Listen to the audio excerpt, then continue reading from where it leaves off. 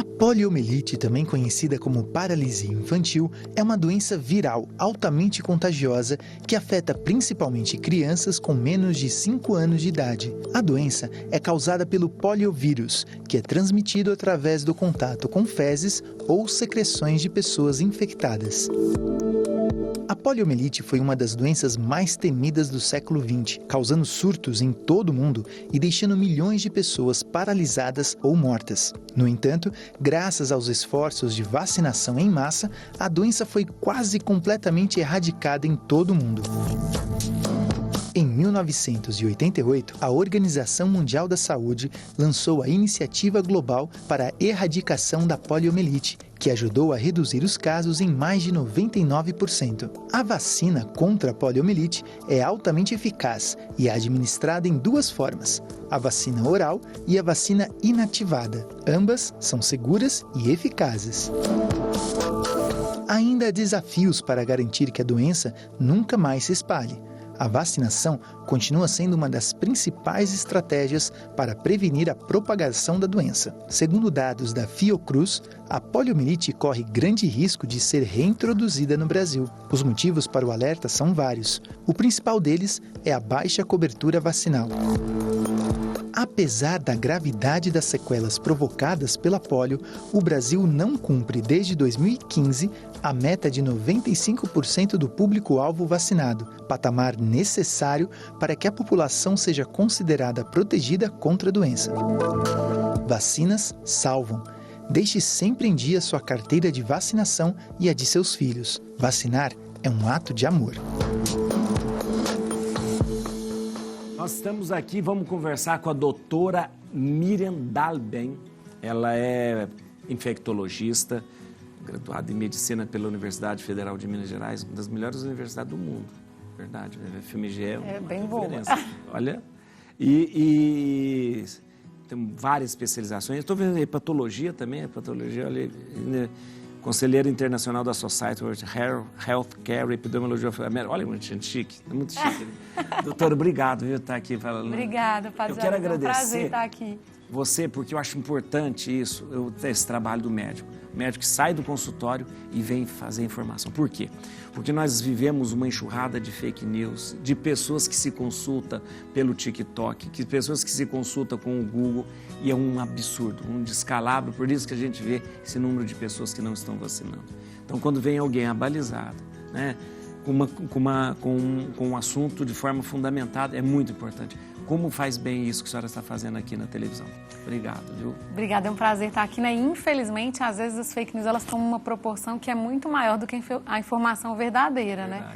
E quando a gente fala de vacinação, vocês mostraram muito bem no VT.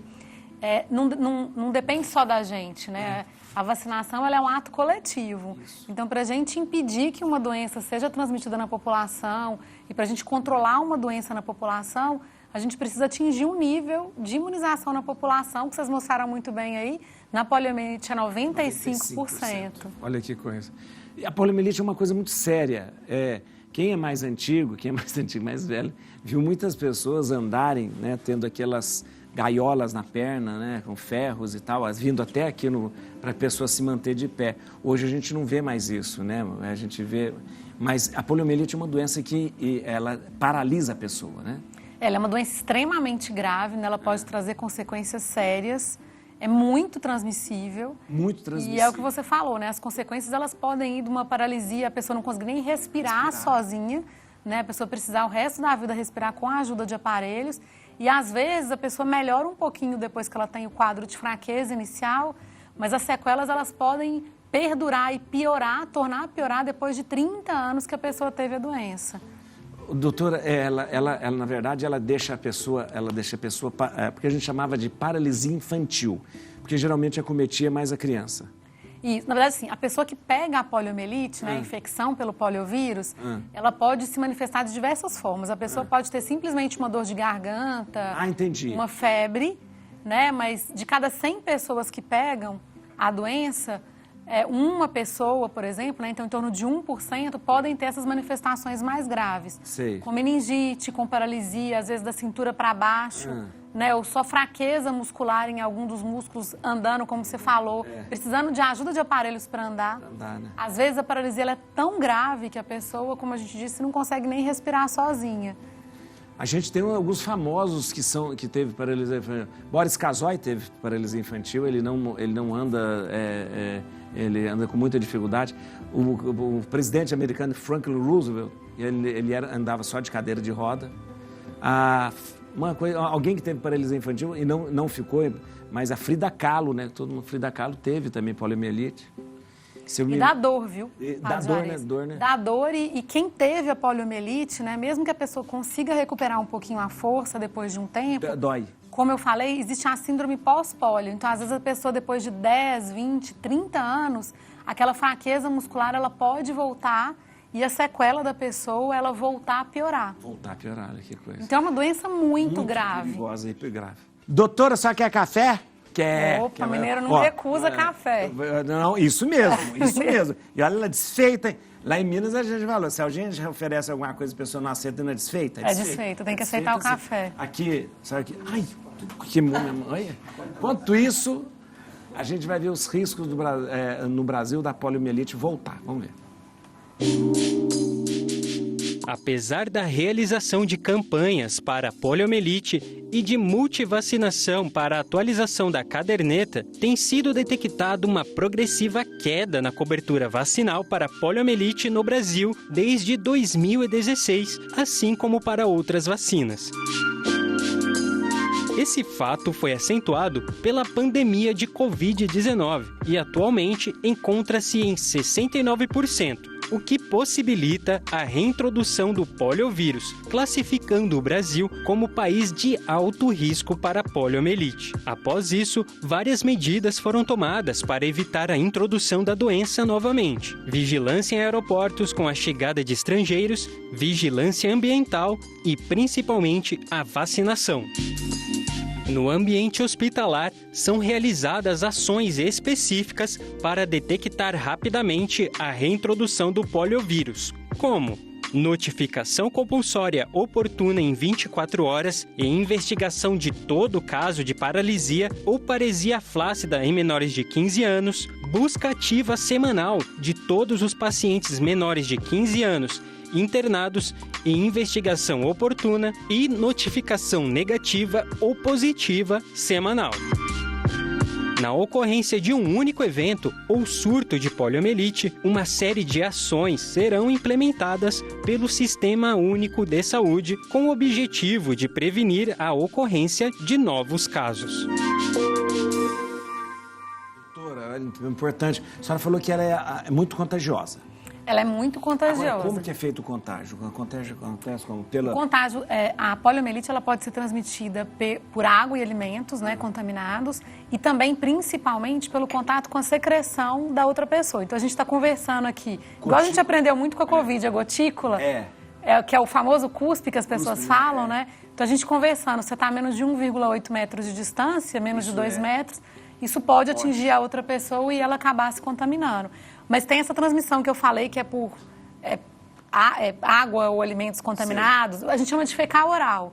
Então, por exemplo, se eu bebi café no seu copo e você está com a poliomielite, eu vou acabar tendo contato indireto com a sua gotícula, com o seu cuspe, e vou pegar a poliomielite.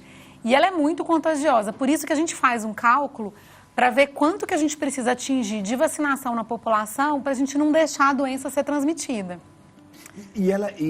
Ou seja, é uma doença que a gente está tendo vacina há muito tempo. Muito tempo. A vacina ela é segura, é uma vacina eficaz. É a vacina da gotinha. Tem a da gotinha e tem a vacina da injeção. Da injeção também. Então, o esquema ideal hoje em dia é assim, as crianças com 2, 4 e 6 meses de idade, elas tomam a vacina injetável, que é uma vacina que tem o vírus morto, inativado. Depois que elas já desenvolveram alguma imunidade contra o vírus, aí lá no 2º ano de vida e com 4 anos de idade, elas tomam a do Zé Gotinha, que é o vírus enfraquecido. Que é o vírus enfraquecido, porque ela já tem imunidade. Para evitar que a pessoa tenha algum tipo de doença. É muito raro, né? O risco é de 1 para mais de 2 milhões. Mas existe um risco, se a pessoa não fizer dessa forma, né, tomar a vacina inativada antes, dela fazer uma paralisia pelo vírus vacinal. Ah, entendi. Por isso que é importante, não sei se você lembra no passado, circulou muito aí na mídia, teve um caso, acho que foi no Pará, de uma criança que desenvolveu uma paralisia, que não foi permanente, né? A criança melhorou depois, mas foi porque erraram na hora da vacinação, né? Os familiares não tinham dado as 3 primeiras doses da vacina ativada e levaram a criança só para tomar direto a vacina da gotinha. E aí a criança acabou fazendo um quadro de uma paralisia transitória aí pelos vírus vacinal. Mas isso aí é a questão, foi um erro primeiro da família, que tem que manter a carteirinha sempre atualizada. Doutora, os sintomas da poliomielite, como os primeiros sintomas? Então, normalmente, assim, se você teve contato com alguém com a poliomielite transmitindo a doença, né, 2 a 6 dias depois, habitualmente a pessoa pode começar com quadro de dor de garganta, de febre, dor de cabeça. E aí, até 21 dias depois, acabar apresentando a fraqueza muscular. Fraqueza muscular. A fraqueza muscular é o grande sintoma? Não, a maior parte das pessoas tem enquanto sintoma febre, dor de garganta, dor de cabeça. Qualquer virose. Como qualquer virose, é um vírus, né? Como qualquer virose. Mas uma porcentagem das pessoas, né, que é em torno de 1%, vão acabar desenvolvendo essa fraqueza muscular. Agora, doutora, é importante saber, uma pessoa que está transmitindo, uma pessoa que de repente já teve a poliomielite, ela às vezes, ela ficou às vezes com problema de paralisia, ela não transmite mais. Eu não vou chegar perto de uma pessoa que está de bengala, o que eu tive? Tive poliomielite, eu vou achar que essa pessoa transmite, ela não transmite. Não transmite. Na verdade, essa fraqueza muscular que pode acontecer até 21 dias depois e perdurar, e como eu te falei, né, voltar às vezes 30 anos depois, ela é sequelar, ela é uma sequela. Uma sequela, a pessoa não precisa ter medo de quem tem ali uma sequela. Uma dificuldade de caminhar, por exemplo, como uma sequela da poliomielite. Essa pessoa não transmite mais. Doutora, então a poliomielite ela pode ser prevenida com vacina? Ela pode ser prevenida em 100% das vezes se a pessoa tem um esquema vacinal direitinho. Ou seja, a única forma de prevenção é essa, a vacina. É a vacina. Então é importante lembrar, a única forma de prevenir é a vacina. É a vacina. A gente não tem para onde correr. Não tem. E é triste, Padre Juarez, porque a gente tem a vacina disponível no SUS, de forma gratuita. A gente tem o melhor esquema do mundo, que é esse esquema que faz a vacina injetável e depois faz a vacina do Zé Gotinha. E, infelizmente, vocês mostraram aí muito bem, né? No Brasil, no geral, a gente tem aí 60%, 70% só das crianças vacinadas. E a gente tem estados no país onde essa porcentagem de crianças vacinadas é, às vezes, menor do que 40%. Que absurdo. Então, o risco da gente ter a doença circulando de novo no país e ter uma geração de crianças aí com sequela é muito alto. A gente está vivendo um momento onde esse risco é extremamente alto. É verdade, Doutora, e por ignorância, né? Por ignorância, por burrice. Não, ignorância não. Ignorância ainda dá até perdoa a pessoa, porque a pessoa, às vezes, não teve contato com conhecimento. Mas é burrice, porque a pessoa sabe e não faz. Eu já falei esses dias aqui, a pessoa leva o cachorrinho para vacinar e não leva o filho para vacinar. Leva o cachorrinho para tomar vacina de coisa, mas não leva o filho para vacinar. É um absurdo. Ou às vezes fica acreditando em fake news. Então. Ou às vezes até um profissional da área da saúde que está espalhando fake news, estimulando fake news para conseguir clientela. É verdade. Que também não é legal. Isso, que é mais imoral ainda. Mais imoral. Eu acho assim, quem tem dúvida se a carteirinha do filho está atualizada, se não está, o que tem que fazer, procura uma UBS. O pessoal da UBS, eles são extremamente espertos em vacinação, entendem muito de vacinação. Se você chegar na UBS e mostrar isso para a profissional que está lá, ela vai saber analisar a carteirinha do seu filho e falar se está faltando alguma coisa, se não está, e como é que faz para atualizar a carteirinha. Albert Sabin, né, que foi da vacina da poliomielite, Sabin, né? O Sabin foi um dos criadores de um dos tipos da vacina. De um dos tipos da vacina. Sabin, mais inutilidade, curiosidade inútil. Sabe quem fez a fórmula do Engov? Foi o Sabin. Ah, é? Ele estava visitando, olha, inutilidade. Ele estava visitando o Brasil, estava num barco com o Dr. Fontoura, que era o dono do laboratório Fontoura, que era biotônico. Eles estavam bebendo e ele rabiscou num guardanapo a fórmula do Engov, que é hidróxido de alumínio, ácido acetil salicílico e um antiemético que eu não sei qual que é, um antiemético para não dar enjoo. Rabiscou ali e foi feito o Engov, feito pelo Albert Sabin. Ele deu a fórmula para o Fontoura. É um remédio brasileiro, mas feito pelo Sabin, Albert Sabin. Olha que coisa interessante. Engov é uma corruptela do inglês, né? Hangover, né? Que é ressaca, né? Pra não dar. Meu Deus do céu, eu sinceramente... Não, o senhor não é de 78? Sou de 78. Aqui... A gente vai ver um VT agora que explica explica mais sobre a vacina contra a poliomielite. Depois eu quero perguntar sobre como que existe tratamento. Vamos ver a vacina. A vacinação contra a poliomielite é uma das mais importantes medidas de saúde pública já implementadas no Brasil. Desde a década de 1960, a vacina contra a poliomielite tem sido amplamente distribuída em todo o país, com o objetivo de erradicar a doença. No Brasil, a vacinação contra a polio é realizada por meio do Programa Nacional de Imunização, que é coordenado pelo Ministério da Saúde. A vacinação é gratuita e obrigatória para todas as crianças com menos de 5 anos de idade.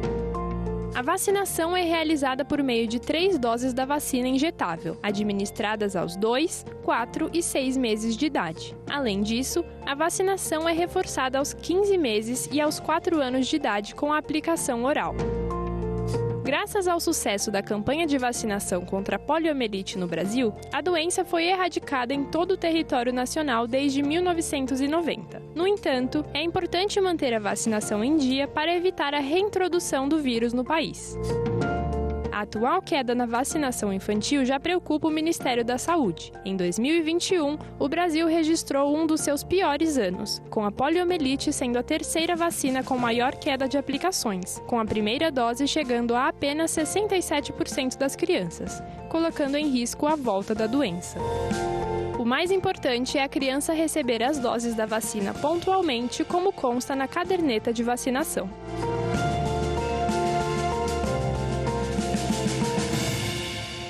Achei muito interessante a doutora falar que não existe outra saída que não seja a vacina. Tem que ser vacina, né? Doutora, a palavra poliomielite, mielite vem de uma inflamação, é isso mesmo? É que tem uma capinha, na verdade, dos nossos nervos que a gente chama de mielina. E daí essa capinha ela fica inflamada. É isso que faz com que a pessoa... Pelo poliovírus. E é isso que faz ter a fraqueza muscular, ter as dores e tal. Ô, doutora, caso a pessoa venha a ser acometida da poliomielite, ela não foi vacinada, qual é o tratamento que é feito? O tratamento ele é sintomático e o que a gente chama de suporte clínico, né? Então, a gente dá... Então, se a pessoa tem a fraqueza que impede ela de andar, a gente vai tentar fazer reabilitação, fortalecer a musculatura. Se ela não consegue respirar, né, a polio... foi uma das doenças que levou a gente a desenvolver os melhores ventiladores, né? Os aparelhos que ajudam a pessoa a respirar sozinho, né? Tem até quem procurar no Google aí vai ver várias fotos de como eles fizeram isso naquela época, né? Inclusive para crianças. Então, o tratamento ele é feito mais através do suporte clínico. Não tem um tratamento específico que mate o vírus ou... Não tem. Aliás, quando é vírus, a gente não tem muito, né? Você tem que tratar o que o vírus faz com a pessoa, né? Depende do vírus, né? Para alguns vírus, a gente tem medicações antivirais, né? Então, por exemplo, o herpes, que dá na boca. É verdade. A Covid, agora a gente tem o tratamento que é dado nos 5 primeiros dias. Gripe, a gente tem a medicação que é o Oseltamivir, que você pode dar nos 2 primeiros. Mas no caso do poliovírus, a gente, de fato, não tem nada para ajudar. Para você teve o vírus, você vai matar o vírus. Não, você só vai evitar que ele desenvolva. Por isso que a gente tem que trabalhar na prevenção. Tem uma pergunta para a doutora, né? Vamos ver. A falta de saneamento básico pode contribuir para a volta da poliomielite? Com certeza. Na verdade, a pessoa que pega a poliomielite, a doença, né, ela elimina o vírus nas fezes. Nas fezes. Durante até 8 semanas. E a ingestão da água contaminada pode levar ao desenvolvimento da doença também. Tanto que uma das formas que os países eles monitoram se está tendo circulação do vírus, como que a coisa está, pelo esgoto. É através de analisar a água do esgoto. Se a gente buscar no Google também, a gente vai ver que Nova York, eles ficaram preocupados, eles tiveram um caso de poliomielite pelo vírus vacinal, depois de anos foram analisar a água do esgoto e encontraram o vírus lá. A Inglaterra, recentemente, foi ano passado, também encontraram a presença do vírus e normalmente é por pessoas que vêm de outros países onde a taxa de vacinação está muito baixa para esses países aí. Nós temos países que têm ainda a poliomielite como um problema mesmo? Temos? Temos. A gente tem 2 países no mundo que são os mais preocupantes, que são o Afeganistão e o Paquistão, onde eles ainda têm casos de poliomielite pelo vírus selvagem.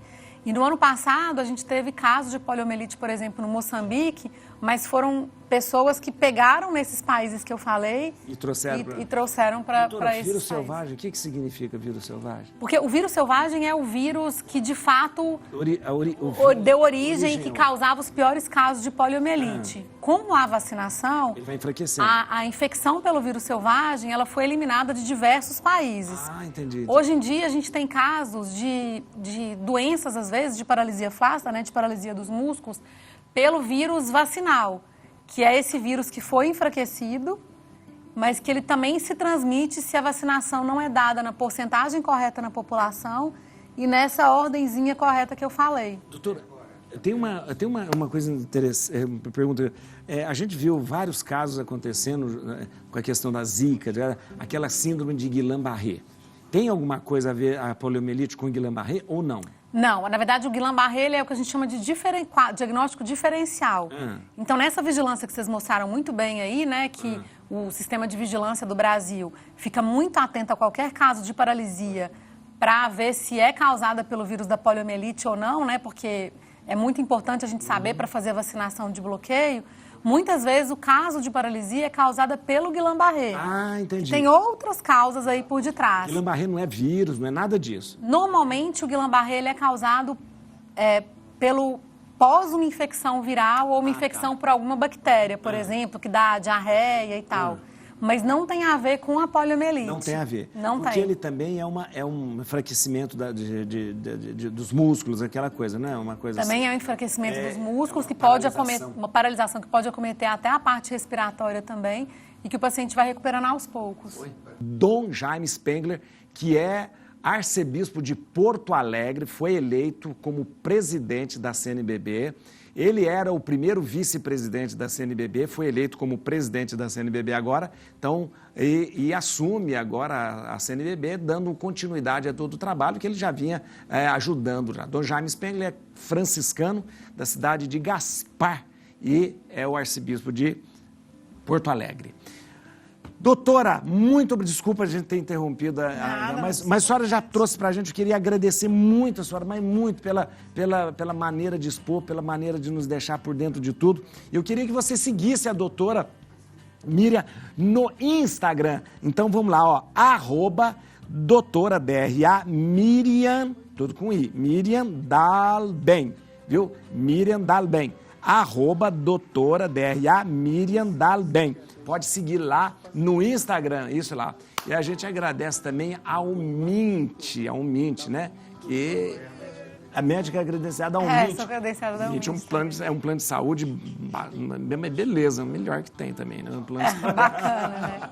Deus abençoe você, parabéns, Amém. Dom Jaime, muito obrigado. Obrigada. Muito obrigado. No instante imagino uma linda gaivota a voar no céu. Vai voando, contornando a imensa curva.